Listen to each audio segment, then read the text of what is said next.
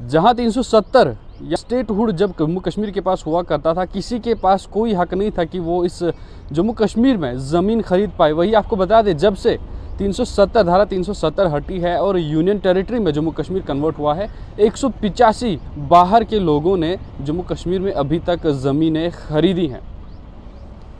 इस रिपोर्ट को जब पूरा पढ़ते हैं तो कुछ अहम स्टैट्स सामने आते हैं। ये स्टैट्स कहाँ से आए हैं? ये आए हैं राज्यसभा से। मैं आपको बता दूं कि जो union minister of state and home है नित्यानंद राय, उन्होंने एक सवाल के जवाब में एक रिप्लाई दिया है। उस रिप्लाई में उन्होंने कहा है कि अभी तक अगर पिछले 3 सालों की बात करें, 2020, 2021 और 2022 की अगर बात की जाए, तो पिछले 3 सालों में 185 बाहरी स्टेट्स के ऐसे लोग हैं जिन्होंने union territory of Jammu and Kashmir में अभी तक ज़मीनें खरीदी हैं। वहीं अगर यूनियन टेरिटरी ऑफ लद्दाख की बात की जाए, लेह लद्दाख, तो वहाँ पर किसी ने भी ज़मीन खरीदना ठीक नहीं समझा, क्योंकि ज़मीन वहाँ पे भी खरीदना इलीगल था। वहाँ पे भी 370 की प्रोटेक्शन थी, लेकिन वो हटने के बाद, जिस प्रकार से आपको भी पता है कि जम्मू कश्मीर को 2 अलग अलग यूनियन टेरिटरीज में डिवाइड किया गया था, तो उसके बाद से आज 3 सालों का स्टैट्स अगर देखा जाए तो इन 3 सालों में 185 यानी कि 185 अलग अलग लोगों ने जम्मू कश्मीर में ज़मीन खरीदी है, यानी वहाँ पे इन्वेस्ट किया है। अगर इसको साल दर साल देखा जाए तो उनका कहना है कि 2020 में सिर्फ एक ही ऐसा शख्स था जिसने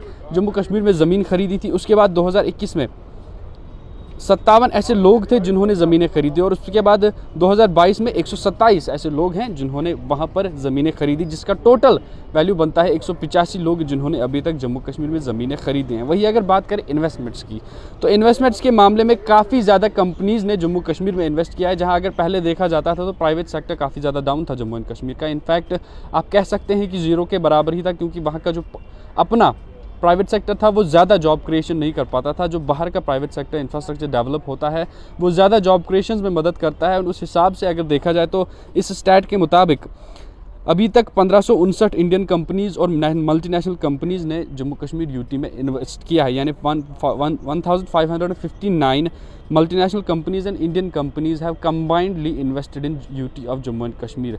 ये कब तक इसके रिजल्ट सामने आएंगे, लेकिन स्टैट्स के मुताबिक 1559 कंपनीज़ ने अभी तक इन्वेस्ट किया है। वही अगर यूटी ऑफ लद्दाख की बात की जाए तो यूटी ऑफ लद्दाख में किसी भी ना तो इंडियन कंपनी ने या फिर मल्टीनेशनल कंपनी में कोई दिलचस्पी दिखाई है।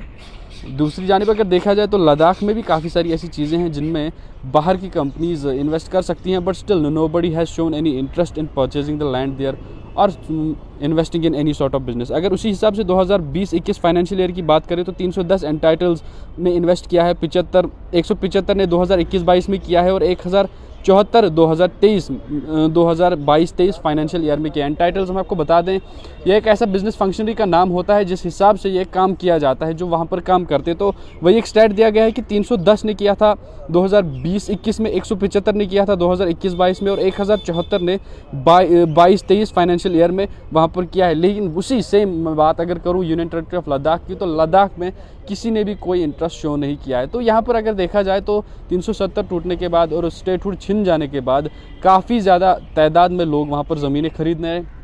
साल दर सारे स्टैट्स बढ़ते जा रहे। पहले साल जहाँ पर एक शख्स ने खरीदी थी, वहीं 3 साल गुजरने तक 185 लोगों ने वहाँ पर 185 लोगों ने वहाँ पर ज़मीनें खरीद ली हैं, जो कि जिसका क्लियरली एक चीज़ सामने नज़र आ रही है कि ग्राफ बढ़ता जा रहा है एंड मल्टीनेशनल कंपनीज़ भी बड़ी बड़ी इमारतें बनाने के लिए वहाँ पर इन्वेस्टमेंट करने के लिए तैयार हैं।